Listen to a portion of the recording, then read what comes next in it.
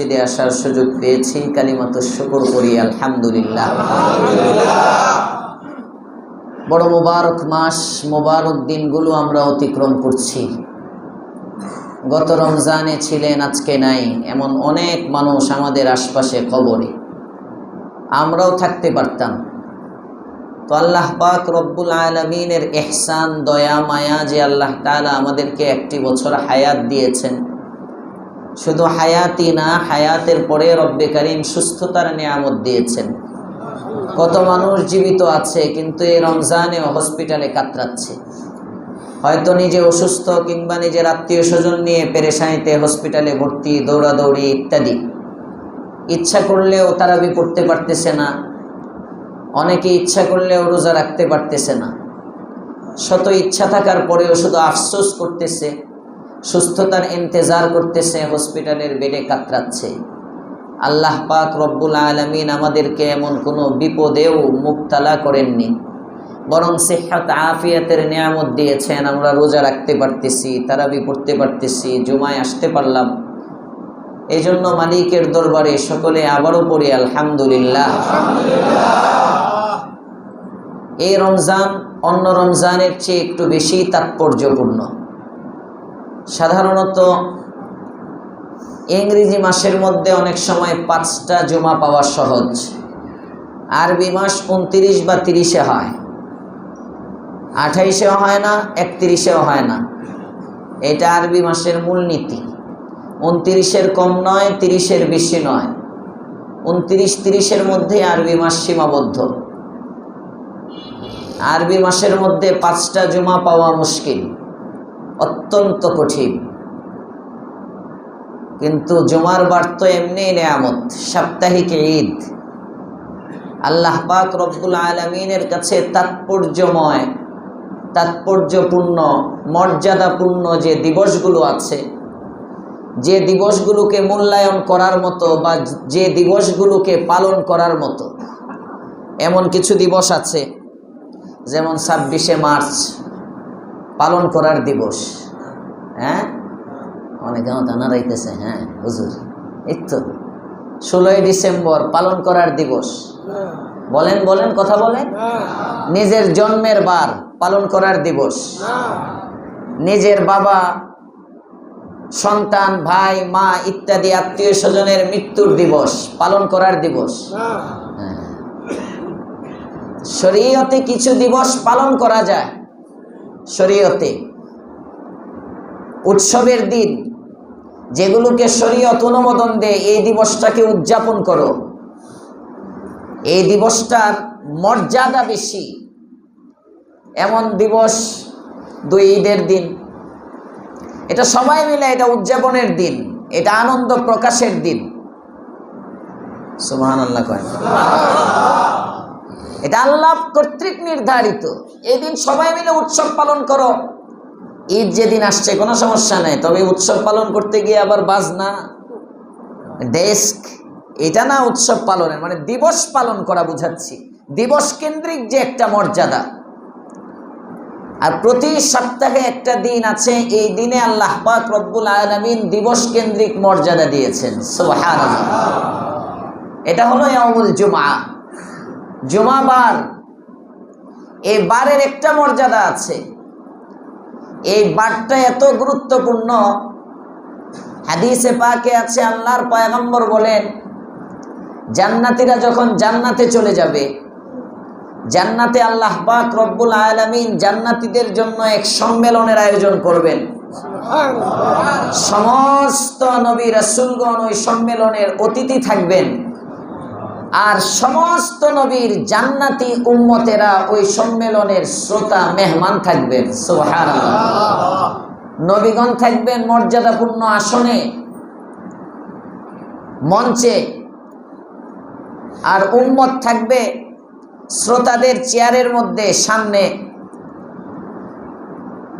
এক মর্যাদাপূর্ণ সমাবেশ, মেশক আম্বরের ছড়াছড়ি থাকবে। মাহফিলটা স্বয়ং আল্লাহ পাক রব্বুল আলামিন আদম আলা নবীনা ওয়া আলাইহিস সালাতু ওয়াস সালামকে সভাপতি বানায়া আমাদের নবী মুহাম্মদুর রাসূলুল্লাহ সাল্লাল্লাহু আলাইহি ওয়াসাল্লামকে মাহফিলের প্রধান আকর্ষণ, প্রধান অতিথি, মাহফিলের মধ্যমণি বানায়া স্বয়ং আল্লাহ তাআলা এই মাহফিলটাকে পরিচালনা করবেন। আল্লাহ আমাদেরকে ওই সমাবেশে জায়গা করে দেন, বলেন আমিন। সাপ্তাহিক জুমা বারটা এত গুরুত্বপূর্ণ বার, পয়গম্বর বলেন আল্লাহ তাআলা জান্নাতে যেদিন এই আয়োজনটা করবেন ওই বারটা হবে শুক্রবার, ওইটা হবে জুমাবার, যাকে বলা হবে ইয়াউমুল মাসজিদ। যেদিন আল্লাহ তাআলা কমাবেন না, শুধু বাড়াই দিবেন। সুবহানাল্লাহ। দাউদ প্রথমে তেলাওয়াত শোনাবে, জাবুর থেকে তেলাওয়াত করবে, হাই কণ্ঠ দাউদ আলাইহিস সালামের কণ্ঠ অনেক সুন্দর। আল্লাহ পাক রব্বুল আলামিন বলবেন যে শুনছো তো দাউদের কণ্ঠে জাবুর লাগে কেমন? কই ইয়া আল্লাহ, নবীর কণ্ঠ, তোমার কিতাব, জান্নাতি মজমা, কোনো গুনাহগার নাই, কেমন লাগে এটা আবার জিগাইতে হয়। সুবহানাল্লাহ। তো বুনোধাবনের জিনিস, তা আমরা মাহসুসি, বোঝানো যাবে না। আচ্ছা, দাউদের কণ্ঠে জাবুরি যদি এত মজা লাগে, তো দাউদের কণ্ঠে কোরআনটা কেমন লাগবে? জাবুর তো আমার কিতাব, কালাম না, আর কোরআন আমার কিতাব প্লাস আমার কালাম। সুবহানাল্লাহ। তেলাওয়াত শোনাবে, আল্লাহ তাআলা জিজ্ঞেস করবেন লাগে কেমন? কয় মালিক অনেক মজা, কিভাবে প্রকাশ করব? নূর আর নূর। আল্লাহ তাআলা বলবেন দাউদের কণ্ঠে যদি কোরআনটা এমন লাগে, তো আমার নবী যার উপর কোরআন নাজিল হয়েছে তার কণ্ঠে কেমন লাগবে? সুবহানাল্লাহ। জান্নাতি মানুষগুলো বেচैन হয়ে যাবে, অস্থির হয়ে যাবে। নূর আর নূর চতুর্দিকে, নূরানি ফিজা। আল্লাহর পয়গম্বর তেলাওয়াত শুরু করবেন, আমাদের নবীর কণ্ঠে আমরা সবাই তেলাওয়াত শুনবো ইনশাআল্লাহ। তেলাওয়াত হয়ে যাবে, মানুষ নূরে, নূরের ভারে বেহুশ হয়ে যাবে, লক্ষ বছর চলে যাবে, আল্লাহ তাআলা নূরের তাজাল্লি দিয়ে আবার হুশে আনবেন। জিজ্ঞেস করবে কিরে কেমন লাগে? কয় মালিক কিটা বুঝাবো কিভাবে? ডাক দিয়ে বলবে বান্দা দাউদের কণ্ঠে কোরআন শুনেছ, কোরআন যার উপর অবতীর্ণ হয়েছে আমার বন্ধু, আমার পয়গম্বর মুহাম্মদুর রাসূলুল্লাহ সাল্লাল্লাহু আলাইহি ওয়াসাল্লামের কণ্ঠে কোরআন শুনেছ।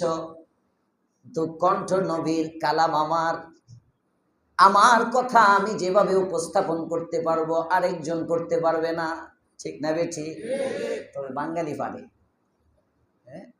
কিছু বক্তার নকল বাইরেছি, যেখানে ওই বক্তা কাশিটা দেয় না, কাশিটা শুদ্ধ নকল করে।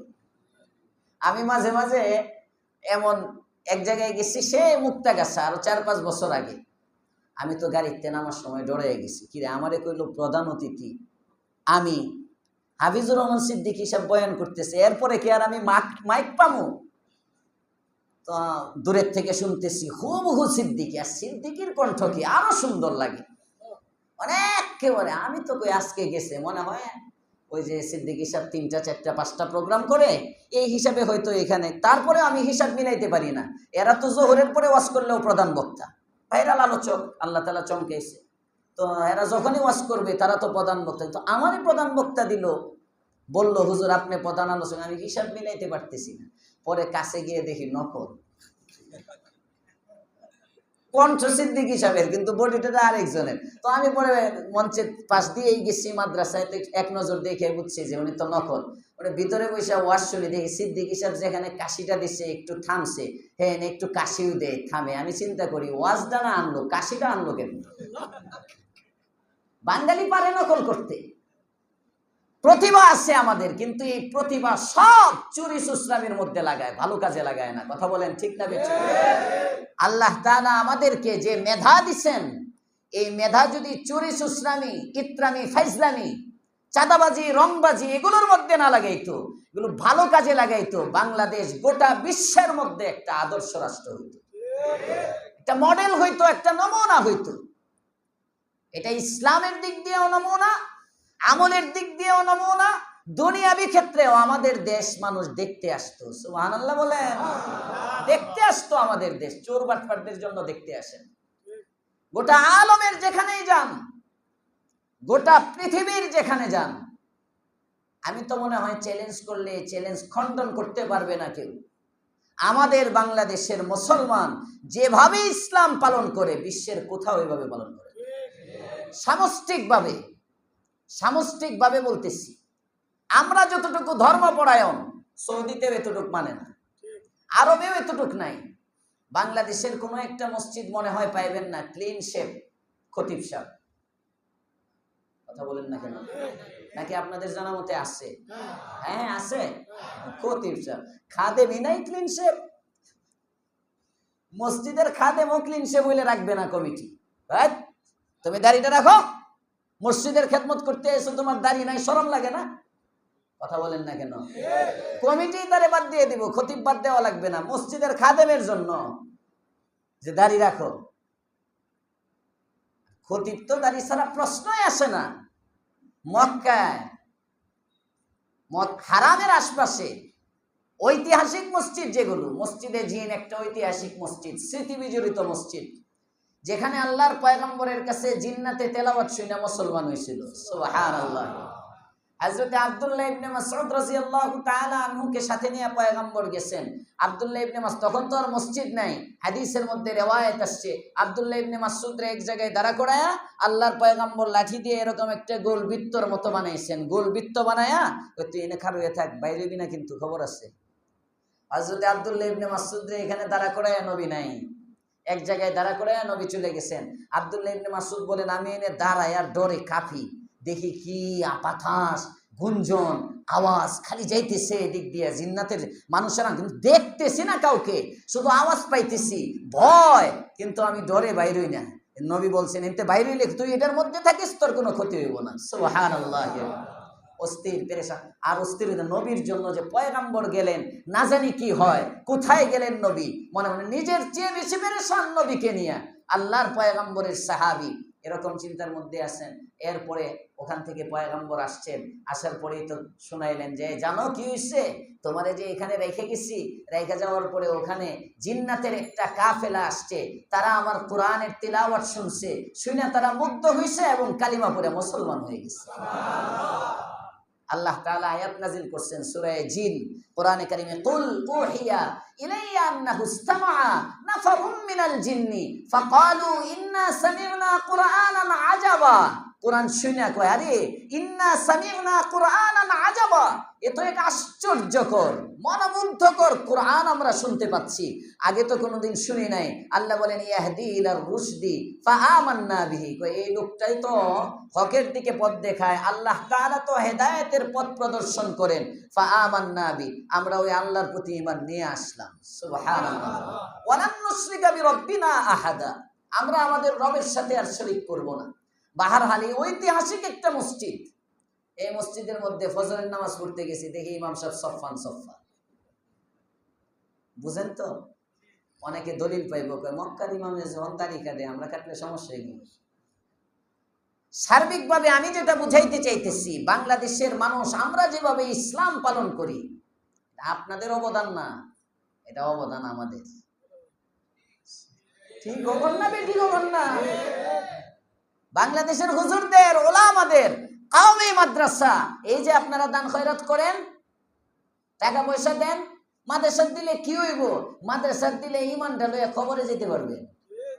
ঠিক কয় না, ঠিক কয় না? এটা বাস্তব, বুঝেন, বুঝেন, এটা বাস্তব, এটাই বাস্তবতা। এই দেশে যতটুকু ইসলাম পালন হয়, এখানে সরকারি আলেমের সংখ্যা কম, দরকারি আলেমের সংখ্যা বেশি। সরকারি মৌলবি নাই। এই যে নিজাম ভাই আমারে গত 2 সপ্তাহ না 15 দিন আগে আমারে বলতেছে, হুজুর আজকে আইডি কার্ড জমা দেওয়ার শেষ দিন, ইমাম, মুয়াজ্জিন, খাদেম, খতিবকে প্রধানমন্ত্রীর পক্ষ থেকে ভাতা দিবে, তো আপনার আইডি কার্ডটা। আমি বলছি, এটা ভাতা আমার লাগতো না, আমার আইডি কার্ড দেয়নি, 5,000 টাকা ধরাই দিব, 5 মাস 10 মাস 20 মাস দিব, কয়দিন পরে কথা কনের সময় কাগজ পাঠাইব, সরকারের বিরুদ্ধে এটা কোয়া যাইব না, কিনে লাইব। এগুলো যারাই সরকারি পয়সা খাইছে, এদের জবানি বন্ধ হয়েছে। আপনাদেরটা খামু, বুক ফুলায় কমু, আপনাদের ইমান বাঁচানোর জন্য। বুঝছেন? বুঝছেন? আল্লাহ বুঝার তৌফিক দাও, বলেন আমিন। হাজ্জাজ বিন ইউসুফ জালেম বাদশা ছিল, মৌলবীরা সব বিরোধী হয়ে গেছে, জালেমের বিরুদ্ধে ফতোয়া দেয়, জবান বন্ধ করতে পারে না। কয়েক সিস্টেম করি, কি করব? উপদেশটা করে দাওয়াত খাওয়ান হুজুরদেরকে, দাওয়াত খাইলে দেখবেন হুজুর উল্টে গেছে।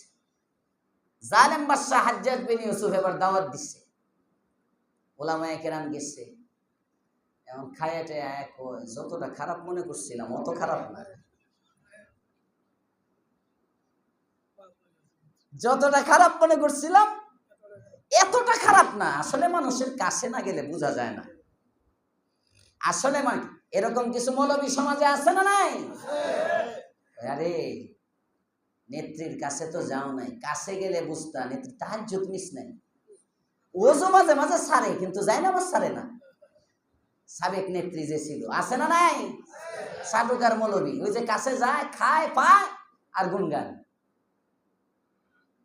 ওই জামানায় সাঈদ ইবনে জুবায়ের জদ্দুর বহুত বড় আলেম ছিলেন, উনি যায়ও না খায়ও না, উনি কয় পুরা পৃথিবীর সব যদি বলে হাজ্জাজ মুনসিফ হয়ে গেছে, কিন্তু আমি সাঈদ বলতেই থাকবো হাজ্জাজ জালেম জালেম জালেম। কারণ তার সরকারি মাল বিক্রে পড়ে নাই, একটা সাহস আছে। আল্লাহ পাক রব্বুল আলামিন বুঝার তৌফিক দেন, বলেন আমিন। কথা যেখানে ছিল, আমাদের দেশে যে ইসলাম যেভাবে আমরা পালন করি, ইসলামের জন্য যেমন মডেল, যদি চুরি না করতো আর মেধা কাজে লাগাইতো তো এটা মডেল হইতো, বাঙালি পারে। আল্লাহ পাক রব্বুল আলামিন জান্নাতে বলবেন, এই নবীর কণ্ঠে আমার কালাম, সুবহানাল্লাহ বলেন। এটাই যদি এত সুন্দর হয়, আমার কণ্ঠে আমার কালাম কেমন লাগবে? সব বান্দা বলবে, মালিক পয়গম্বরের জবানে আপনার কালাম শুনলাম, দাউদের জবানে আপনার কালাম শুনলাম, আপনার কত নাজ ও নিয়ামত দুনিয়ায় ভোগ করলাম, কিন্তু আপনাকে কখনো দেখি নাই, আপনার কণ্ঠ কোনোদিন শুনি নাই। আপনার কণ্ঠ শুনে মুসা কথা বলার জন্য পাগল হয়ে গিয়েছিল, কোরআনে শুনেছি, কোরআনে পড়েছি। আপনার কণ্ঠ শুনে পয়গম্বর জান উৎসর্গ করার জন্য, আপনার কণ্ঠ না শুনতে পেরে পয়গম্বর আত্মহত্যা করতে চেয়েছিল, হাদিসের কিতাবের মধ্যে জেনেছি। সুবহানাল্লাহ বলবেন না? আমাদের নবী ফাতরাতে ওহীর সময়, ওহী যখন বন্ধ, প্রথমবার ওহী আসছে, আল্লাহর পক্ষ থেকে কালাম আসছে, এরপরে আর আসে না, ওহী নাই নাই নাই। হাদিসের মধ্যে আসছে, বুখারীর riwayat, নবী মাঝে মাঝে মাঝে মাঝে পাহাড়ের উঁচায় চলে যান, উঁচায় চলে যান পাহাড়ে, মানে হায় যে আওয়াজ পাইলাম এই আওয়াজ আর শুনতেছি না, আমি বাঁচবো না। শেখ খাওয়ারাজি এটি আবার আত্মহত্যার লাইসেন্স লয় না এখান থেকে, কিন্তু ওয়াস্ত হিসাব নিকাশ করে করা লাগে এই যুগে। মানে হুজুর এই যে আমিও তো কণ্ঠ না শুনিয়া থাকতে পারি না, পাঁচতালে গিয়ে দিব নিলাম। আল্লাহর পয়গম্বর, আপনি আমার নবী, দো জাহানের সরদার, রাহমাতুল লিল আলামিন সাল্লাল্লাহু আলাইহি ওয়াসাল্লাম বলেন, মাঝে মাঝে মাঝে মাঝে আমার কষ্ট এত বেড়ে যেত, আমার পেরেশানি এত বেড়ে যেত, আমি মাঝে মাঝে মনে হতো আমি পাহাড়ে উঠে যাই, আমি পাহাড় থেকে লাফ দেই, এই জীবন থাকার দরকার নাই। যে জীবনে একবার মালিকের কণ্ঠ শোনার পরে আর কণ্ঠের আওয়াজ আসে না, এই জীবন থাকার চেয়ে না থাকা ভালো। আল্লাহু আকবার। থেকে কি লাভ? আওয়াজের প্রতি এত আকর্ষণ, ওখানে যাইতেন তখন আবার কোত্থেকে যেন আওয়াজ আসতো, আয় মুহাম্মদ অস্থির হইও না, আসবে, অপেক্ষা করো। সুবহানাল্লাহ। আবার তাসাল্লি আসতো কলবের মধ্যে, ইলহাম হইতো, ইলকা হইতো, পয়গম্বর আবার নেমে চলে আসতেন। তো যে কণ্ঠ শোনার জন্য নবী অস্থির, যে কণ্ঠ শোনার জন্য মুসা অস্থির, ওই কণ্ঠটা আল্লাহ আপনি আজকে আমাদেরকে শোনাইবেন। শোনান শোনান, এটা তো বলার জিনিস, এটা জিজ্ঞেস করতে হয়। তখন আল্লাহ তাআলা নিজে তেলাওয়াত শোনাইবেন। শুনবেন ইনশাআল্লাহ। এই যে জান্নাতে আল্লাহ তাআলা এই কাজগুলো যে বারে করবেন, এই বারটা হবে জুমাবার। কথা এখানে, দিবস কেন্দ্রিক মর্যাদা আল্লাহ তাআলা জুমাবারকে দিবেন। জোরে কোন সুবহানাল্লাহ। আল্লাহর পয়গম্বর, আপনি আমার নবী, দু জাহানের সরদার, রাহমাতুল লিল আলামিন সাল্লাল্লাহু আলাইহি ওয়াসাল্লাম বলেন, ও আমার উম্মতেরা শোনো, যে ব্যক্তি জুমাবারে এই জান্নাতের প্যান্ডেলের মধ্যে কাছে থাকতে চান না দূরে? সবাই বলেন কাছে না দূরে? মঞ্চের কাছে চান, কাছে চান? নবী আমার বলেন, যে ব্যক্তি জুমার মসজিদের মধ্যে ইমামের যত কাছে থাকবে, জান্নাতি প্যান্ডেলের মধ্যে ওই ব্যক্তিটার রবের তত কাছাকাছি থাকবে। এরপরেও জুমার দিন দোকান খোলা রাখবেন, এরপরে আজানের পরে আপনার ঘরে সপ্তাহে থাকতে হবে, এরপরে একটা দিন আসতে পারবেন না। আগে সামনের কাতার নিয়ে তো মারামারি লাগাতো কথা, কথা বলেন না কেন? আমরা বুঝি না যে এই জন্য পিছের কাতার নিয়ে মারামারি। পিছনের কাতারে এসে ফুল, সামনে মানুষ আসতে পারে না। ওয়াক্তিয়া নামাজের মধ্যে অনেক সময় ভাই সামনে খালি, এখন যখন তারে ডিঙায় যাইতে হলো, মানুষ মনে হয় না নাকি গাড়ির মধ্যে লেগে গেছো, এমনি তো রোজায় ধরছে। আসরের নামাজের সময় তো রোজা অর্ধেক ধরে রাখে, যখন গাড়ির উপর দিয়ে যায়, হ্যাঁ কই আপনি জায়গা আগে পূরণ করে বসতে পারলেন না, হাই মিয়া মসজিদে এত জোরে কথা কও, হ্যাঁ আসতে কইতেছে। আল্লাহর ঘর ছিল না, এ লাগে গেল। কিন্তু আছে না নাই? পিছের কাতার কেন্দ্র করে মারামারি, সামনের কাতার ফাঁকা। আর নবী বলেন, উম্মত যদি জানতো সামনের কাতারের কি ফজিলত, লাউ আলিমতুম মা ফিস সাফিল আউয়াল, তোমরা যদি জানতে সাফে আউয়ালের মধ্যে, প্রথম কাতারের মধ্যে কি আছে, এটা যদি উম্মত জানতো, তাহলে উম্মত সামনের কাতারে নামাজ পড়ার জন্য লটারি করত। বুখারীর এক riwayat-এর মধ্যে আসছে, পা নাই, পা নাই, এ হামাগুড়ি দিয়ে আসতো। সুবহানাল্লাহ কয় না? সুবহানাল্লাহ। পা নাই, হাঁটতে পারে না। কিছু আছে না ভিক্ষুক, আমার আল্লাহ নবীজির নাম ইস্তেমার মাঠে, মাঠের সামনে দিয়ে দেখি যে একবার ছোটবেলায় দেখছি, পুরা পুটলার মতো, পাটা কিচ্ছু নাই, একদম পেনে একটা কালো কি কার্পেটের মতো বাঁধে, আর এমনি ঘুরে, লাভ দিয়ে একটু ঘুরে, আমার আল্লাহ নবীজি, এই যে লাভ দিয়ে ঘুরে করে, তার টেয়া দরকার, টাকার মায়া বুঝছে, এই জন্য ঠ্যাং নাই, আঁকতে পারতেছে না, ঘুরিয়া ঘুরিয়া পয়সা কালেকশন করতেছে।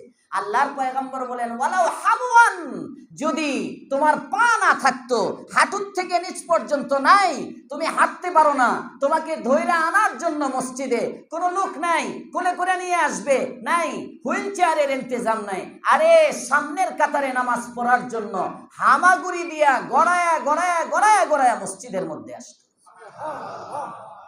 যদি জানতো মসজিদে কি আছে। আমরা তো জানি বাজারে কি আছে, আমরা জানি মেলায় কি আছে, কথা বলেন না কেন? এজন্য তারাবি 8 রাকাত পড়ে দৌড়, 10 রাকাত 12 রাকাত পড়ে দৌড়। বেগম রেখে বোরকাটা পরে রাখো, আমি আইতেছি, মার্কেটে যাইতে হইব। আল্লাহ হেদায়েত দান করুক, বলেন আমিন। ইবাদতের জজবা, শৌক জোক আমাদেরকে দান করেন, বলেন আমিন। আমরা তো ইবাদত করি বোঝা মনে করে, না পারতে। রোজা রাখে এটা শখে, কিন্তু অনেকে এটারেও বোঝা মনে করে। এত লম্বা দিন, এটা শীতের সময় আল্লাহ নির্দিষ্ট করে দিতে পারলো না? সব সময় রোজাটা শীতে, নামাজের যেমন ওয়াক্ত নির্ধারিত, রোজাটাও এরকম শীতকালের সাথে নির্ধারিত করে দিত, সহজ হইত। আল্লাহ না সহজ চায়। যাকাত এটা প্রতি বছর কেন, জীবনে একবার হজের মতো করে দিত। একেবারে পুঙ্খানো দেওয়া লাগবে, আংশিক কিছু দিয়ে দিতাম, দান খয়রাত ঐচ্ছিক রেখে দিত। কত রকম বলতে, খালি ফাঁকি গুজে ফাঁকি। আর যাদের চোখের সামনের পর্দা খুলে গেছে, আখিরাতকে দেখছেন, আল্লাহু আকবার, তারা সব বিলায়ে দিছেন। তো আস্তে বলেন যে সুবহানাল্লাহ।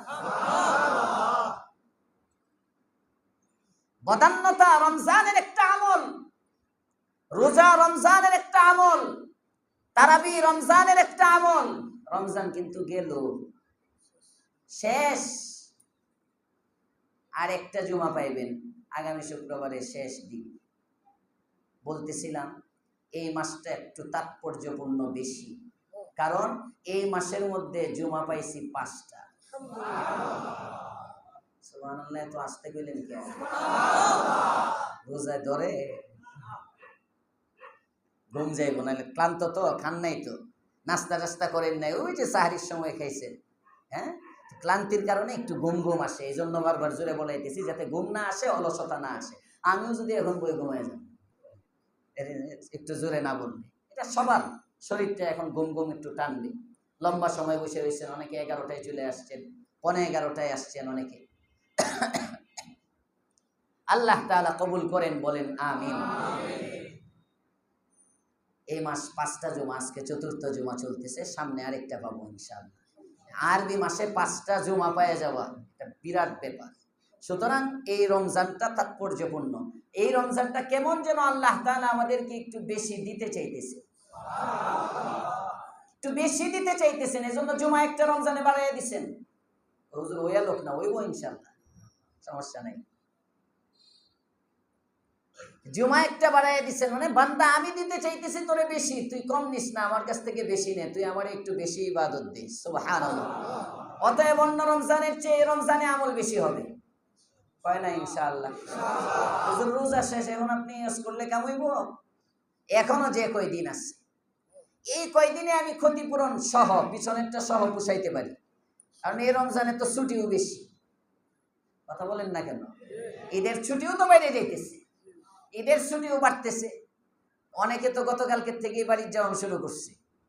ওই 27-এর পরে গ্যাপ আছে, একদিন যদি আগে ছুটি নিয়ে নেয় সিস্টেমে, 1-2 দিন ছুটির আবেদন করলে 1 সপ্তাহ ছুটি হয়ে যাইতেছে পুরো। অনেকে গতকালকে থেকে অলরেডি যাওয়া শুরু করছে, নারীর টানে বাড়িতে ফেরা শুরু করছে। 1 সপ্তাহ ঈদ আছে, আগামী শনিবারে ঈদ, গতকালকের থেকে যাওয়া শুরু হয়ে গেছে। সব কিছুই যখন বাড়তি, ইবাদত 8 রাকাত কেন? তারাবি কয় রাকাত? সবাই জোরে বলেন, কয় রাকাত? ফরেন জয় রাকাতি 20 রাকাত, যে এটা মনে রাখি। যেমনে বাইরে শুরু হয়, কয়দিন পরে উম্মত জানবেই না তারাবি যে 20 রাকাত। এজন্য মাঝে মাঝে মাঝে মাঝে একটু স্লোগান দিয়েন যে তারাবি 20 রাকাত। আপনি না পড়লেও আপনার ফুলাটা যাতে পড়ে, পড়বো তো না?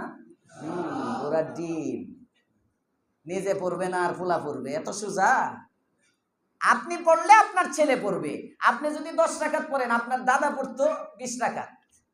এই বুড়াই কিন্তু মসজিদ ছাড়তো না, ফুলায় পড়ে 16 রাকাত 12 রাকাত আপনার আব্বা, আপনি পড়তেছেন 8 রাকাত, আপনার ছেলে তারাবি পড়তো না।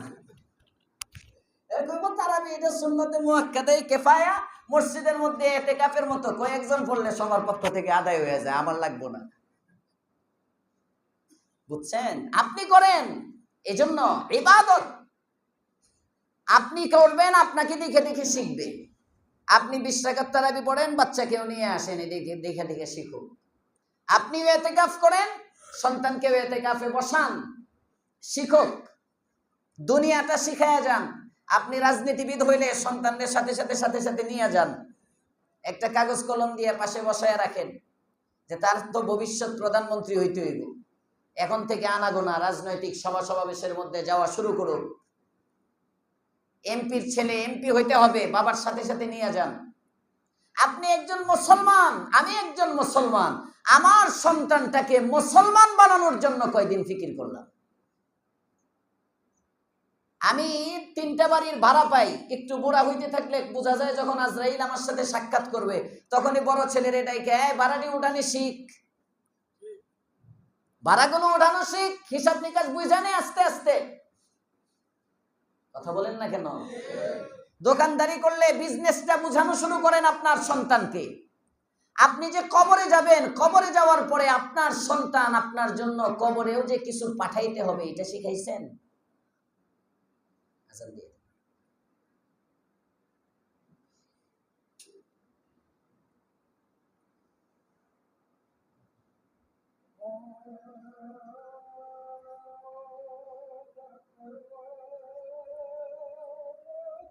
আল্লাহু আকবার, আল্লাহু আকবার।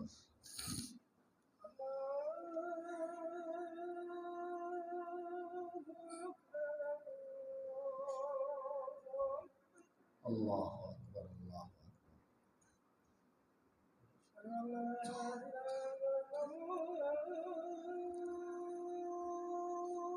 আশহাদু আল্লা ইলাহা ইল্লাল্লাহ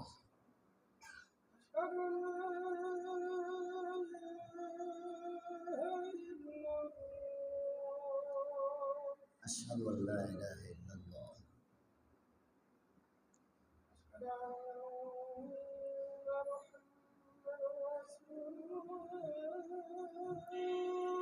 আশহাদু আন্না মুহাম্মাদার রাসূলুল্লাহ আশহাদু আন্না মুহাম্মাদার রাসূলুল্লাহ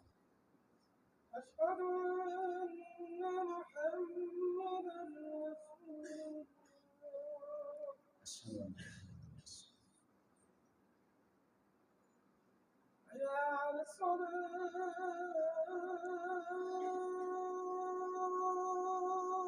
লা হাওলা ওয়ালা কুওয়াতা ইল্লা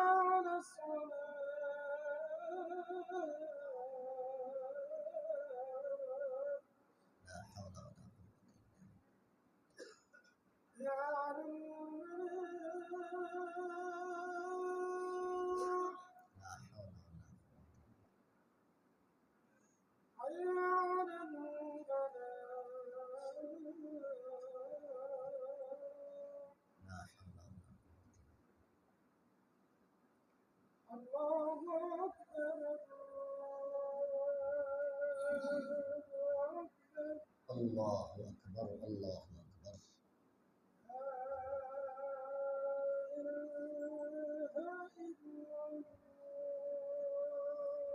La ilaha illallah. Allahumma salli ala sayyidina Muhammadin nabiyil ummi wa ala alihi wa sahbihi wasallam.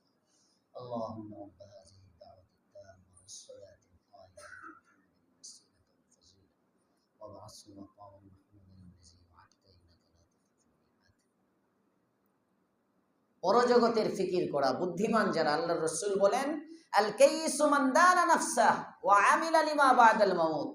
বুদ্ধিমান ওই ব্যক্তি যে পরজগতের জন্য, মৃত্যু পরবর্তী জীবনের জন্য আমল করে। সুবহানাল্লাহ। আল্লাহ তাআলা আমাদেরকে তৌফিক দান করেন, বলেন আমিন। সাহাবায়ে কেরামের জিন্দেগিতে ইবাদতকে বোঝা মনে করতো না, উৎসাহের সাথে ইবাদত করত। সালাফের জিন্দেগিতে ইবাদতকে বোঝা মনে করতো না, উৎসাহের সাথে ইবাদত করত। আর আমরা এখন করলেও বোঝা মনে হয়, অনেক সময় না পারতে কেমন দেখা যায় ইত্যাদি। কেন? তাদের সামনে ছিল আখিরাত, আমাদের সামনে হলো দুনিয়া। আমাদের চোখের সামনে শুধু দুনিয়া। দুনিয়া খারাপ না, দুনিয়া লাগবে। দুনিয়া না থাকলে মসজিদ টাইলস হইব কেমনে? দুনিয়া যদি না থাকে মাদ্রাসার বিল্ডিং হইব কিভাবে? দুনিয়া না থাকলে মাদ্রাসা, এই যে এই বছর ৬৭ জন ছাত্রকে আমাদের মাদ্রাসায়, বোর্ডিং এ তো ১০০-র উপরে রান্না হয়, ৬৭টা বাচ্চাকে ফুল মাদ্রাসার থেকে এদের আপনার খাবার দাবার, এদের ইলমের জন্য ৬৭ জনকে মাদ্রাসা, এই যে আপনারা সহযোগিতা করেন, দান খয়রাত করেন, আপনারাই না শুধু, এমন হয় চিনি না, অনেক সময় অনেক চিনি না। এই যে গত কয়দিন আগে জয়নাল ভাই আসে কুটবাড়ির থেকে, বলতেছে হুজুর আপনার পিছনে জুমা পড়তো, এক সময় ছিল, এখন মালয়েশিয়া গেছে, ৩-৪ বছর হয়েছে আপনার মুসল্লি, ওখান থেকে মাদ্রাসার জন্য ২০,০০০ টাকা পাঠাইছে। অনেক কইব হুজুরের এখন বিদেশি দান আমন শুরু হয়েছে, আমরা আর দিব না। উল্টা বুঝেন না, এই যে জনগণের সহযোগিতা, মাদ্রাসাগুলো তো, দুনিয়া যদি না থাকে আপনি দিবেন কেমনি? আজকেও তো এখানে স্যার গেছে, আমার মসজিদের সহসভাপতি ভাইজিৎ স্যার, ১ বস্তা চাউলের টাকা দিছে। পরে আমি বললাম এটা তো প্রতি মাসেই দিবেন। কই ভাবে তো তাই মনে হইতেছে, তার মানে মঞ্জুর হয়ে গেছে। আপনারা আলহামদুলিল্লাহ কইলেন না? আল্লাহ কবুল করুক, বলেন আমিন। আবার কইেন না হুজুর যাইতে নিছে না, উনি বলছে প্রতি মাসে দিবে। বাহারহাল এই যে দুনিয়া না হইলে আপনি দিবেন কিভাবে? মসজিদে ১,০০০ টাকা করে বছরে আপনি দিবেন, আপনার তো থাকা লাগবে, না থাকলে দিবেন কোত্থেকে? কথা বলেন। আপনি প্রতি মাসে ৫০০ টাকা করে মসজিদে দিবেন। আল্লাহর রাস্তায় আপনি যাবেন, অনেক সাথী চিল্লায় যাইতে চায় কিন্তু তার টাকা নাই, যেতে পারে না। কথা বলেন। অনেকে মাদ্রাসায় পড়তে চায়, অনেক বাচ্চা মাদ্রাসায় পড়তে চায়, কিন্তু পয়সার অভাবে বাবাই কয় তুই বড় ছেলে, তুই চাকরি কর, তুই বড় ছেলে, তুই চাকরি কর। এমনও বাচ্চা আছে আমাদের কাছে আসে, বাপে ১ টাকাও দিবে না। এটিতে পরে আমি পরামর্শ দিই, তুমি বাপরে কও যে ঠিক আছে তোমারেও আমি কিছু দিব না, আমারও তোমার কিছু দেওয়া লাগবে না। এর সাবানটা পাঞ্জাবিটা শুদ্ধ আলহামদুলিল্লাহ আমি দিই। আমি টেয়া পাই কই আপনার টাকা দিতেছি, আমি ডিস্ট্রিবিউশন করি, আমি তাকসিম করি। আমি এ বাড়িতে যাওয়ার সময় যখন মাদ্রাসা ছুটি হয় সব ছাত্র চলে যায়, ও বসা আসে মুসাফা করতে আমার সাথে। আমি জানি মুসাফার কি উদ্দেশ্য, এর বাড়াও আমি না দিলে বাড়ি যাইব না, বইয়ে থাকবে। মাদ্রাসায় যাওয়ার সময় আল্লাহর জাতের কসম এর হাতে ছবি কোনো ছাত্রের সামনে দিই না। কোন ছাত্র এ যে এতটা দরিদ্র, এরে দেখলে মনে হইব রাজপুত্র, অন্য কোনো ছাত্র ধরতে পারবে না। এ অন্য বড় লোকের পোলাপানের চেয়ে ভালো চলে, এর চলাফেরা, এর জামা টামা সব কিছু আলাদা গেটআপ। মানুষে দেখলে মনে করবে মনে হয় এ যে ফ্রি মাদ্রাসা, এটাও ছাত্রদেরকে ধরতে দেয় না কোনোদিন। যাওয়ার সময় অনেক ছাত্র মুসাফা করতে আসে, যদি কোনো ছাত্র থাকে ওই যে তুমি পরে আসো, আর না হইলে ওই ছাত্রকে বলি অন্যটা তোমার বসো, ওরে কই যে তুমি একটু পরে আসো, একজনের সরাইয়া তারে পকেট থেকে টাকা বাইর কইরা অথবা মাদ্রাসার ড্রয়ার থেকে বাইর কইরা ওখানে দিয়ে দেই, এরপরে বাড়ির যায়। এইভাবে মাদারিসে কাউমিয়া গুলো চলে। এই যে চলতেছে, হুজুর তো বিরাট বড় লোক, এক একটা বাচ্চার পিছে মাসে 4-5 হাজার টাকা খরচ আছে। 67টা বাচ্চা চালাইলে তো 2-2.5 লাখ 3 লাখ টাকা তো লাগবে, 3 লাখের উপরে যাই। হ্যাঁ, 5,000 করে 60 জনেই তো 3 লাখ হয়ে যায়, আরো বেশি। এই যে বাবারে বাবা, হুজুর না জানি হুজুরের বিজনেসে, আমার বিজনেস হইলো আপনারা। এই যে আপনারা দান খয়রাত করেন, তো দিবেন কিভাবে আপনাদের যদি না থাকে? এজন্য দোয়া করি, আল্লাহ আমার সব মুসল্লিরে কোটি কোটি টাকা বৈধভাবে মালিক বানায় দাও, বলেন আমিন। দুনিয়া চাইবেন, আল্লাহ তাআলা দুনিয়া চাওয়া শিখাইছেন। রব্বানা আতিনা ফিদ দুনিয়া হাসানা, সুবহানাল্লাহ বলেন। এ আল্লাহ আমারে দুনিয়া দাও, দুনিয়া না দিলে আখিরাত হবে না। নামাজের ওয়াক্তে মুয়াজ্জিন আপনারা মসজিদে ডাকে, আর বউ কয় যে ঘরের মধ্যে খাওয়ান নাই, ফুলা 5 দিন ধরে মুরগি খাইতে চাইতেছে, পকেটের মধ্যে টাকা নাই। এখন আপনি মুরগি খুঁজবেন না নামাজ খুঁজবেন? কথা বলেন না কেন? নামাজে আসলেও তো আপনি মুরগির দোকানের মধ্যে আপনার কলব থাকবে, নামাজ কয় রাকাত কইতে পারবেন না। এই জন্য দুনিয়া খারাপ না। আবদর কাশতি হালাকে কাশতি আস্ত, এটা আরেফে রুমি বলেন। আবদর কাশতি হালাকে কাশতি আস্ত, আবে দরিয়া জেরে কাশতি পুষ্টি আস্ত, আবে দরিয়া জেরে কাশতি পুষ্টি আস্ত। দুনিয়ার মানুষ, দুনিয়াটা হলো নদীর পানির মতো। যেমনি ভাবে নদীর পানি, এর উপরে অনেক জাহাজ চলে, অনেক নৌকা চলে, নৌযান চলে। নদীর পানিটা জাহাজের জন্য উপকারী, নদীর পানিটা লঞ্চের জন্য উপকারী, নদীর পানিটা স্টিমারের জন্য উপকারী, নদীর পানিটা নৌকার জন্য উপকারী। ঠিক তদ্রূপ দুনিয়াটা তোমার আখিরাতের জন্য উপকারী। ও দুনিয়ার মানুষ, নদীর পানি নৌকার জন্য উপকারী কতক্ষণ? যতক্ষণ পর্যন্ত নৌকার নিচে থাকে, নৌকার ভিতরে না ঢুকে, ততক্ষণ দুনিয়া উপকারী। ওই নদীর পানিটা নৌকার জন্য উপকারী। কিন্তু যদি নৌকার নিচে ছিদ্র হয়ে যায় আর নৌকার ভিতরে পানি ঢুকতে শুরু করে, যেই পানিটা এতক্ষণ উপকারী ছিল, এই পানিটা যেমন নৌকার জন্য ক্ষতিকর, ঠিক তদ্রূপ দুনিয়া তোমার জন্য উপকারী। দুনিয়া তোমার আখিরাত বানানোর জন্য সহায়ক হবে। দুনিয়ার দ্বারা তুমি জান্নাতের নাজ ও নিয়ামতের মালিক হতে পারবে রে বান্দা কতক্ষণ? দুনিয়াটা তোমার কলবের বাহিরে থাকবে যতক্ষণ, দিলের বাহিরে থাকবে যতক্ষণ, সাইডে থাকবে যতক্ষণ। যেমনি ভাবে নদীর পানি নৌকার ভিতরে ঢুকলে নৌকার জন্য ধ্বংস নিয়ে আসে, দুনিয়াও যদি কারো কলবের ভিতরে ঢুকে যায়, ওই ব্যক্তিটার জন্য ধ্বংস অনিবার্য হয়ে যায়। এই ব্যক্তি ধ্বংস। দুনিয়া উপকারী, দুনিয়া থাকবে সাইডে, দিলের ভিতরে না। দুনিয়া কোথায়? দিলের বাহিরে। দিলে থাকবে কে? সবাই বলেন, দিলে থাকবে কে? দিলের মধ্যে আল্লাহ থাকবে, দিলের সাইডে দুনিয়া থাকবে। তখন দুনিয়াটা আমাকে আল্লাহ পর্যন্ত পৌঁছায় দিবে। জোরে কোন সুবহানাল্লাহ। টাকা থাকবে, দান করতে পারবেন। এই জন্য আমি তো দোয়া করি, কালকে এই যে আজকে যে রাতটা গেল আর কি, কত এই রাত্রে আমি কেন্দে কেন্দে দোয়া করছি, আল্লাহ আমার উপরে যাকাত ফরজ করো, আল্লাহ আমার উপরে যাকাত ফরজ করো, আমার উপর হজ ফরজ করো। মাসলা অনুযায়ী আমার উপরে হজ ফরজ না, আমার বউয়ের উপরে ফরজ, বেগমের উপরে ফরজ। বাবা মারা গেছে, সেই বাপের সম্পত্তি পেয়ে গেছে, তার উপরে ফরজ। আমার তো আব্বা আছে, আমি তো ফকির, আমার কিচ্ছু নাই। মাসলা অনুযায়ী আমি দোয়া করছি, আজকেও সব সময় দোয়া করি, হাত উঠাইলে আল্লাহ আমার উপর হজ ফরজ করো, আমার উপর যাকাত ফরজ করো, আল্লাহ আমার সব মুসল্লির উপর যাকাত ফরজ করে দাও। জোরে বলেন আমিন। ভালো একটা দোয়া। যাকাত ফরজ হইলে পরে খালি খামো দিমো না, যাকাত ফরজ হইলে যাকাত আদায় করতে হইব, তো করবেন তো ইনশাআল্লাহ। আরে 1 ভাগ আল্লাহর রাস্তায় দিবেন, 39 ভাগ নিজে রাইখা দিবেন। আল্লাহ সকলকে তৌফিক দেন, বলেন আমিন। তো আমরা এই 1 ভাগের মধ্যে উসুলি করি, ঠিক মতো দিতে চায় না, উপযুক্ত খাতে দিতে চায় না। এজন্য যাকাতের খাত বলছিলাম আগেও, যে উত্তম খাত আত্মীয় স্বজন, উত্তম খাত আত্মীয় স্বজনের মধ্যে যারা দরিদ্র। তো অনেকে আত্মীয় স্বজনের মধ্যে ওনার ইনকাম নাই, ওনার ইনকামের সাথে না, ওনার এখন চাকরি নাই, চাকরির সাথে না, যে ব্যক্তির মৌলিক প্রয়োজনের অতিরিক্ত ঋণ মুক্ত 52 ভরি রূপার সমপরিমাণ মূল্যের মালিকানা যে ব্যক্তির আছে, এই ব্যক্তিকে যাকাত দেওয়া যাবে না। মনে থাকবে ইনশাআল্লাহ। 52 ভরি রূপার সমপরিমাণ মূল্যের মালিকানা, এটা টাকা আকারে হোক, অথবা আপনার মনে করেন যে দুস্থ, যে আত্মীয়, তার ইনকাম নাই, কিন্তু ওনার 3 ভরি স্বর্ণ আছে, 2 ভরি স্বর্ণ আছে, 2 ভরি স্বর্ণের দাম 5 লাখ টাকা, 52 ভরি রূপার দাম হইল 2,30,000 টাকা। ঢাকার হিসাবে, চিটাগাংয়ের হিসাবে 1,30,000 টাকা।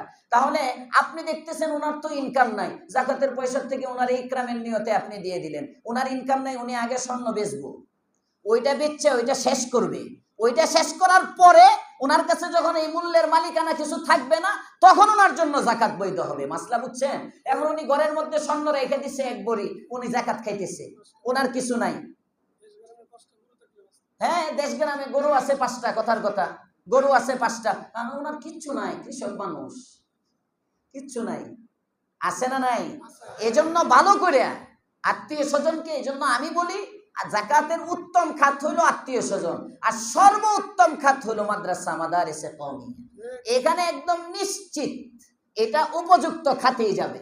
যে সমস্ত বাচ্চারা মাদ্রাসায় পড়ে, আমরা তাহকিকের সাথে বাচ্চাগুলোর জীবন, ওনার বাপের থাকতে পারে, কিন্তু এই বাচ্চার তো কিচ্ছু নাই, কথার কথা। এই বাচ্চা নাবালেগ কোনো বাচ্চারে মাদ্রাসার থেকে যাকাত ফান্ডে থেকে দেওয়া হয় না, সব প্রাপ্ত বয়স্ক বাচ্চা। আর আমরা তাহকিক করে দুর্বল অভিভাবকের খবর নিয়ে, যারা একান্ত নিঃস্ব এমন পরিবারের, এরপরেও যদি তার বাপের কিছু 6-9 কইরা গোপন কইরা রাখেও, এই ছেলের তো কোনো সম্পদ নাই, ছেলের জন্য জায়েজ। ইলমের ইশাআত সর্বোপরি সর্বোত্তম খাত। এজন্য যদি আপনি মাদারিসগুলোতে দেন, আপনার টাকাটা একজন তাহাজ্জুদ গুজারের পেটে গেল। সুবহানাল্লাহ বলে না? একজন নামাজি মানুষ ইলম শিখলো আপনার টাকা ব্যয় করে। এই জন্য সবাই মাদ্রাসার দিকে নজর রাখবেন তো ইনশাআল্লাহ। বাংলাদেশে যত মাদ্রাসা আছে, কওমি মাদ্রাসা, বড় বড় ছাত্র পড়ে দাওরায়ে হাদিস পর্যন্ত মাদ্রাসা আছে, এই মাদ্রাসাগুলোতে সহিভাবে হয়। আপনারা যার যেটা মন চায় যোগাযোগ রাখবেন। আর আগে তো দাওয়াত পৌঁছেছি, আজকে আলোচনা প্রসঙ্গে যখন আসছে, আবার আমার এটা বলা লাগে না, কিছু সাথী আমি 3-4 বছর ধরে দেখতেছি, ওই মুক্তার ভাই সারা বছর ওনার সাথে দেখা হয় না, এই বছর মনে হয় 1-2 বার জুমার থেকে উপরে জুমা পড়ে দেখা হয়ে গেছে, এমনি আসে না, এই রমজানে আসবো, যাকাতের একটা এমন অনেক আছে, অনেক মুসল্লি, সবার নাম বললাম না। ইনশাআল্লাহ মাদ্রাসার প্রতি সবাই নজর রাখবেন, পারবেন ইনশাআল্লাহ। যাদের যাকাত ফরজ না, তারাও অন্তত যাকাতের নিয়তে, যাকাত ফরজ হওয়ার নিয়তে, রমজানে দিলে তো নফলটা ফরজ, অন্তত নিজেদের সামর্থ্য অনুযায়ী মাদ্রাসার দিকে নজর রাখবেন যাকাত ফান্ড থেকে, মসজিদের দিকে নজর রাখবেন সাধারণ ফান্ড থেকে। এটা রমজানে একটা সিজন, দানের একটা সিজন, রমজানে দানের একটা মৌসুম। এটা আলাদা কালেকশন করতেছে এমন না যে হুজুর রমজানের তো দানের ওয়াজ করে, আরে আল্লাহর রাসূলও রমজানে দানের ওয়াজ করতেন। আস্তে কয় সুবহানাল্লাহ, জোরে বলেন। রাসূলের দানও রমজানে বাইরে যেত। যদি বিশ্বাস না হয়, ঘরে যদি কারো বাংলা বুখারী থাকে, বুখারী শরীফের 3 নম্বর হাদিসটা দেখেন, 3 নম্বর 4 নম্বর যে হাদিসটা, এখানে পৃষ্ঠা উল্টায়া আপনি কিতাবুল ওয়াহিতে 7টা হাদিস আছে। আমি তো হাদিস নম্বর মুখস্থ করি না, এটা 3 নম্বর বা 4 নম্বর হাদিস হইতে পারি, এই জন্য নাম্বার আপনি এই 7 হাদিস, মানে বুখারীর প্রথম দিকে একটা হাদিস আছে, হযরত আব্দুল্লাহ ইবনে আব্বাস থেকে রিওয়ায়াত, রাসূল করিম সাল্লাল্লাহু আলাইহি ওয়াসাল্লামের চাচা আব্বাস থেকে রিওয়ায়াত, আল্লাহর রাসূল সাল্লাল্লাহু আলাইহি ওয়াসাল্লাম রমজান আসলে আল্লাহর পয়গম্বরের দান বাইরে যেত। সুবহানাল্লাহ, এটা দানের সিজন। দেখবেন ব্যবসায়ীরা যদি এমন কোনো অফার পায়, ব্যবসায়ীরা যদি কোনো অফার পায়, যে পণ্য স্বাভাবিক সময়ে কিনতে লাগে আপনার 10,000 টাকা, ওই পণ্য এখন একটা ডিসকাউন্ট চলতেছে, অফার চলতেছে। এখন মনে করেন বেলি ফুলের তেল, কথার কথা এক একটা কিনতে লাগে আপনার 150 টাকা, বিক্রির রেট 200 টাকা। হঠাৎ করে বেলিফুল কোম্পানি, যে তেলের কোম্পানি আছে, এই কোম্পানির থেকে অফার দিল, এতদিনের মধ্যে স্টক সীমিত, আগামী 1 সপ্তাহের মধ্যে যারা এই তেল কিনে রাখবে তাদের জন্য 80 টাকা। তো বেচবো, বেচার রেট তো ওই 200ই।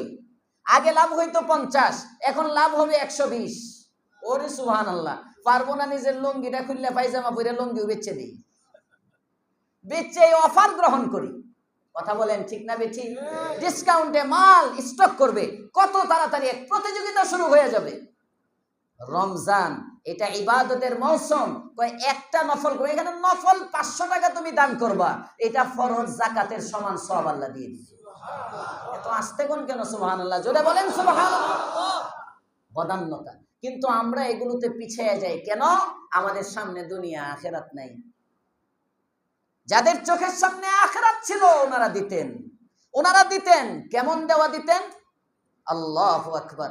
ইবনু আবিদ দুনিয়া, দুনিয়ার বাপের পোলা, একজন ইমাম ছিলেন। আল ইমাম ইবনু আবিদ দুনিয়া ওনার লকব ছিল, মানে উনি পুরা পৃথিবী প্রায় ঘুরছেন, যে কারণে তার উপাধি হয়ে গেছে আবুদ দুনিয়া, দুনিয়ার বাপ। ইমাম ইবনে আবিদ দুনিয়া, উনি ওনার একটা কিতাব লিখছেন মাকারিমে আখলাক।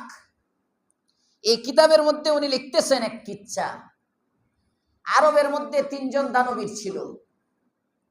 একজন হলো আব্দুল্লাহ ইবনে জাফর, হযরতে জাফর তাইয়ারের ছেলে। আরেকজন হলো কাইস ইবনে সাদ, উনিও প্রসিদ্ধ দানবীর। আরেকজন আব্দুল্লাহ, আল্লাহর বান্দা। এই 3 ব্যক্তি। এবার কথা হইতেছে যে আমাদের এই 3 জনের মধ্যে শেষের যে আব্দুল্লাহ নাবিনা, অন্ধ, চোখে দেখে না, শেষ বয়সে অন্ধ হয়ে গেছে। এবার বলতেছে এই 3 জন দানবীরের মধ্যে কে বেশি দান করে। অনেক সময় মুসল্লিরা বসে না, কোন হুজুরের ওয়াজটা সুন্দর হয়েছে রে, 3 জন বক্তা এসে, একটা কয় ওইটা, একটা কয় এটা, একটা কয় এটা, 3 গ্রুপে 3 জন। এখন এই 3 জন ব্যক্তি বসে বলতেছে কে সবচেয়ে বড় দানবীর, আসো তো একটু যাচাই করি। একজন বলে আব্দুল্লাহ ইবনে জাফর, আরেকজন বলে কায়েস, আরেকজন কয় অন্ধ যে লোকটা এইটা। 3 জন না, একজন। আচ্ছা, আরেক ব্যক্তি এসে বলে ভাই তোমরা কি নিয়ে ঝগড়া করো? কে বেশি দানবীর, এটা নিয়ে ঝগড়া করতেছি। এটা ঝগড়া করার দরকার কি? 3 জন 3 জনের কাছে চলে যাও, যে বলো যে আমার জরুরত আছে, কিছু দেন। কে কেমন দান করে প্র্যাকটিক্যাল পরীক্ষা করলেই তো হয়। প্র্যাকটিক্যাল যাও, ঠিকই তো বলছো। এবার যে যার ভক্ত 3 জন 3 জনের দিকে ছুটছে পরীক্ষা করবার জন্য।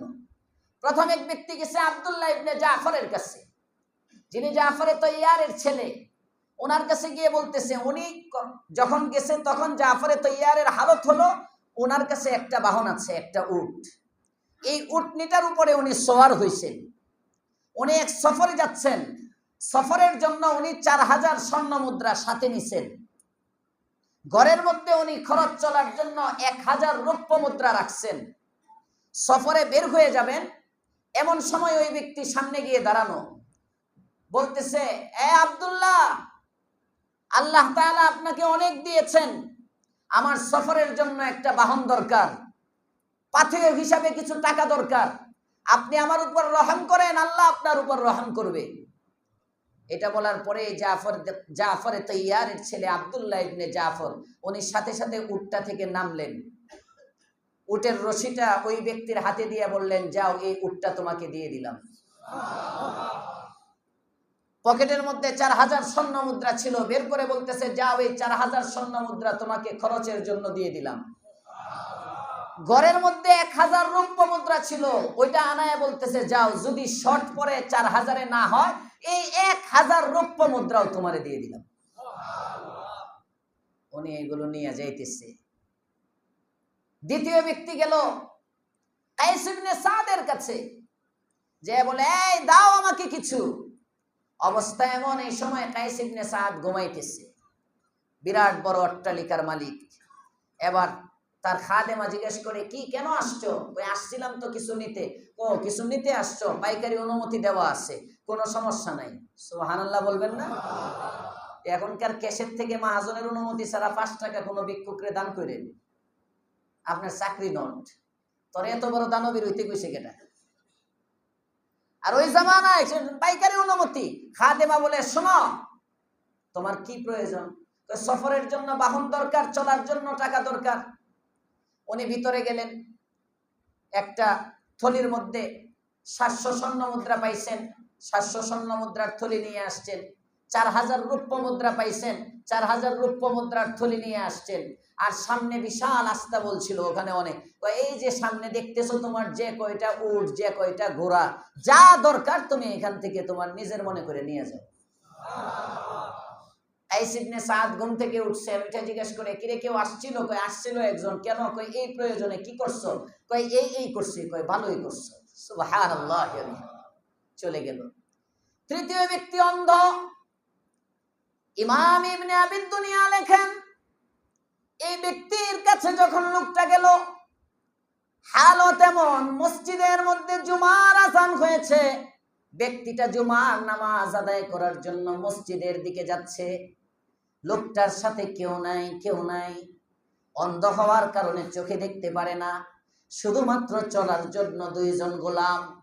ডান হাতটা এক গোলামের কাঁধে, বাম হাতটা এক গোলামের কাঁধে।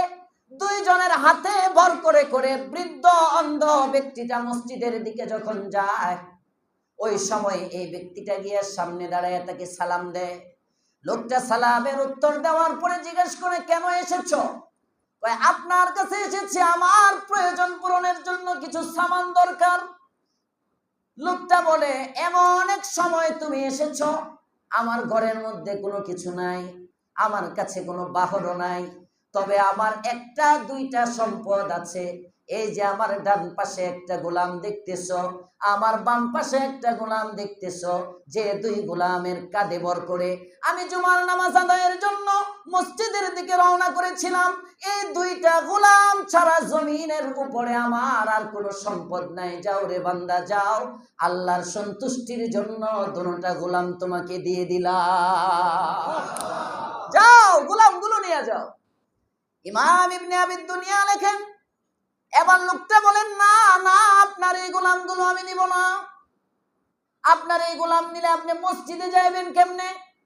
আল্লাহর বান্দা বলে, আমি নিয়ত করেছি সদকা করব, নিয়ত করেছি গোলাম 2টা দান করব, তোমাকে দিয়েই দিব। তুমি যদি না নাও তাহলে আমি এই গোলাম 2টাকে এখনই আজাদ করে দিব। সুবহানাল্লাহ। আমি এদেরকে আর গোলাম হিসাবে রাখবো না, এদেরকে আজাদ করে দিব। আজাদ করলে তো এরা আর আমার মালিকানায় থাকবে না, আমার মালিকানায়। তুমি চিন্তা করো, তুমি নিবা না নিবা না। লোকটা এবার বলেন, আমি যখন দেখলাম আজাদ করে দিবে, তার সে লুই কাজে লাগবে, আমি নিয়ে গেলাম 2টা গোলাম। 2 জনকে নিয়ে আমি এবার তাকাই, দেখি অন্ধ ব্যক্তি কেমনে মসজিদের মধ্যে যায়। পথের মধ্যে দেখি অন্ধ কিচ্ছু দেখে না, একবার এদিকে গিয়া দেয়ালের মধ্যে বাড়ি খায়, একবার ওদিকে গিয়া দেয়ালের মধ্যে বাড়ি খায়। এভাবে কপাল ঠুকাইতে ঠুকাইতে মসজিদের মধ্যে যখন ব্যক্তিটা গিয়ে পৌঁছে, উপস্থিত লোকেরা দেখে কপালে জায়গায় জায়গায় ক্ষত, এদিক দিয়ে রক্ত পড়ে, এদিক দিয়ে রক্ত পড়ে। এবারে এই 3 ব্যক্তি বসে, একসাথে বসে বলে, বলো তো কোন ব্যক্তি বড় দানবীর, কে কার কাছে কি পাইলা? এবার ব্যক্তিরা 3 জন মিলে সিদ্ধান্ত দেয়, প্রথম ব্যক্তি দান করলো, দ্বিতীয় ব্যক্তিও দান করলো, কিন্তু তৃতীয় অন্ধ যে ব্যক্তিটা দান করলো, এই ব্যক্তিটাই আরবের সবচেয়ে বড় দানবীর। কারণ তাকে দেখেছি সব দিছে, কপাল ঢুকায় রক্ত ঝরায় মসজিদের দিকে যাইতেছে। যারা আখিরাতের চোখ যাদের খুলছে, তারা তো এইভাবে দিতেন। খুতবায় আয়াত পড়েছি, আল্লাহর পয়গম্বর বলেন, দিলে কমে না বাড়ে। জোরে কোন সুবহানাল্লাহ। মা নাকাসাত সাদাকাতুম মিন মাল। নবী কসম করে বলেন, নবীর কসম লাগে না। 3টা কথা নবী কসম করে বলছেন, 3টা কথা হাদিস, আবু হুরায়রার riwayat, বলেন আল্লাহর পয়গম্বর কসম করে 3টা কথা বলছেন। নাম্বার 1, ক্ষমা চাইলে আল্লাহ তাআলা মর্যাদা বাড়ায় দেয়। বিনয়ী হইলে আল্লাহ তাআলা মর্যাদা বাড়ায় দেয়। ক্ষমা যদি কাউকে করে, কেউ যদি কাউকে ক্ষমা করে, আল্লাহ তার ইজ্জত বাড়াইয়া দেয়। আর 3 নম্বর, কসম করে নবী বলেন, যে ব্যক্তি দান করে আল্লাহ তার সম্পদ বাড়াইয়া দেন। এজন্য রমজানের আমল রমজানের আমল তারাবি, রমজানের আমল তাহাজ্জুদ, রমজানের আমল সাহরি, রমজানের আমল ইফতার, রমজানের অন্যতম একটা আমল দান খয়রাত করা। রমজান শেষের দিকে এই দান খয়রাত করব, বিশেষ করে লাইলাতুল কদরে দান করেন, বেজুর রাতগুলোতে দান করেন। আরবে আব্দুর রহমান আস-সুদাইসি, আমি যখন ওই যে 18 সালে যখন উমরায় গেছিলাম, তখন আপনার 23 রমজানে উনি দাঁড়াইছেন এশান নামাজের পরে, সুন্নত পড়ার আগেই মাঝে মাঝে দাঁড়ায়া যায় মক্কার ইমামরা। শেষ দশকে ওনারা পুরা আরবের মধ্যে এই শেষ দশক খালি পালন করে। আর বেজুর রাতগুলো, এটা ইবাদতের মৌসুম, ওনারা তো কিয়ামুল লাইল করে পুরা হারামের মধ্যে। ওনাদের মাযহাবে, হাম্বলি মাযহাবে তাহাজ্জুদ জামাতে পড়া জায়েজ আছে, আমাদের হানাফি মাযহাবে 4 জনের বেশি জায়েজ নাই। পুরা মসজিদের মধ্যে তাহাজ্জুদ পড়তে। তো রাত্রে উনি বয়ানে বলতেছিল, ভাই প্রতিটা বেজুর রাতে কমপক্ষে 1 টাকা হলেও সদকা করো। যদি এটাই লাইলাতুল কদর হয়, 1000 মাসের চেয়ে উত্তম যে রাত, এই রাতের সদকাও তো 1000 মাসের চেয়ে উত্তম সদকা। পারবো ইনশাআল্লাহ। 2টা রাত চলে গেছে, আর 3টা রাত আমাদের সামনে আসবে, 25, 27, 29। এই 3 রাতে যে যেখানেই থাকি ইবাদতে কাটাই। রমজানের শেষ দিকে আছি, আল্লাহর কাছ থেকে নেওয়ার সময়, কান্নাকাটি বেশি বেশি করার সময়, নাজাতের অংশ চলতেছে, ইতকুম মিনান নিরান চলতেছে। এই অংশের মধ্যে আল্লাহ তাআলা লাইলাতুল কদর রাখছেন, যে কদর সম্পর্কে আল্লাহ বলেন খায়রুম মিন আলফি শাহর, 1000 মাসের চেয়ে উত্তম। সামনে তো ইনশাআল্লাহ সোমবার হলো আমাদের 27-এ। গত বছরও বলছিলাম 5টা বেজর রাত যেগুলো আছে, 21, 23, 25, 27, 29, 5 রাতেই যে কোনো রাতে সবে কদর হতে পারে। তবে বেশি সম্ভাবনা 99.9% সম্ভাবনা 27। এজন্য আমাদের দেশে খতমে কোরআনও 27-এ হয়। 27কে আমরা একটা গুরুত্বের সাথে দেখি। ইনশাআল্লাহ আপনারাও ইবাদত বন্দিগিতে কাটাবেন তো ইনশাআল্লাহ। যে কথাগুলো বললাম, আল্লাহ আমাকে আমলের তৌফিক দেন, আপনাদেরকেও আমলের তৌফিক দেন। বসেন। আমাদের মসজিদ কমিটির পক্ষ থেকে আমাদের মসজিদ কমিটির সাধারণ সম্পাদক, সেক্রেটারি সাহেব কিছু কথা বলবেন। এরপরে আমরা